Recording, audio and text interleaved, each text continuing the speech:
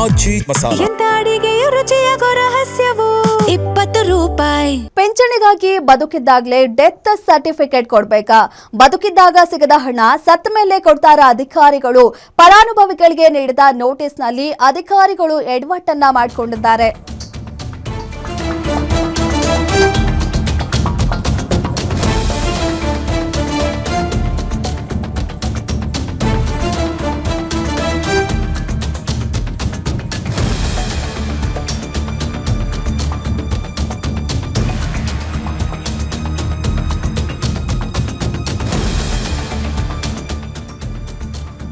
ಬದುಕಿದಾಗ್ಲೇ death certificate ಅನ್ನ ಕೊಡಬೇಕು ಪಿಂಚಣಿಗಾಗಿ ಅಂತ ಅಧಿಕಾರಿಗಳು ಹೇಳ್ತಾ ಇದ್ದಾರೆ.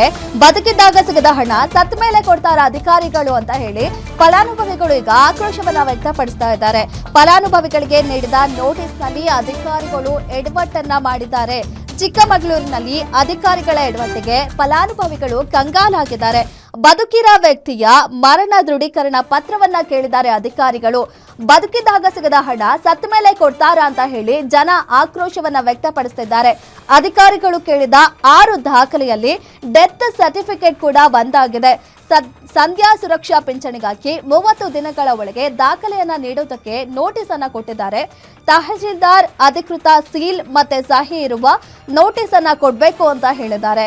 ಕೊಪ್ಪದ ಪುಟ್ಟಣ್ಣ ಎಂಬುವರಿಗೆ ಅಧಿಕಾರಿಗಳು ಕಳಿಸಿರುವಂತಹ ನೋಟಿಸ್ನಲ್ಲಿ ಈ ಒಂದು ಮೆನ್ಷನ್ ಆಗಿದೆ. ನೋಟಿಸ್ ನೋಡಿ ಶಾಕ್ ಆಗಿದ್ದಾರೆ ವಯೋವೃದ್ಧ ಪುಟ್ಟಣ್ಣ. ಏನು ಅವರಿಗೆ ಪಿಂಚಣಿಗಾಗಿ ಅಪ್ಲೈ ಮಾಡಿದ್ದಾರೆ, ಆಗ ಅವರು ಬೇಕಾಗಿರುವಂತಹ ದಾಖಲೆಗಳಲ್ಲಿ ಮರಣ ಪ್ರಮಾಣ ಪತ್ರ ಕೂಡ ಕೊಡಬೇಕು ಅಂತ ಮೆನ್ಷನ್ ಮಾಡಿದ್ದಾರೆ. ಇದಕ್ಕೆ ಅವರು ನೋಡಿ ಶಾಕ್ ಆಗಿದ್ದಾರೆ. ಇನ್ನು ಅಧಿಕಾರಿಗಳ ಈ ಒಂದು ಎಡವಟ್ಟಿಗೆ ಆಕ್ರೋಶವನ್ನ ವ್ಯಕ್ತಪಡಿಸ್ತಾ ಇದ್ದಾರೆ.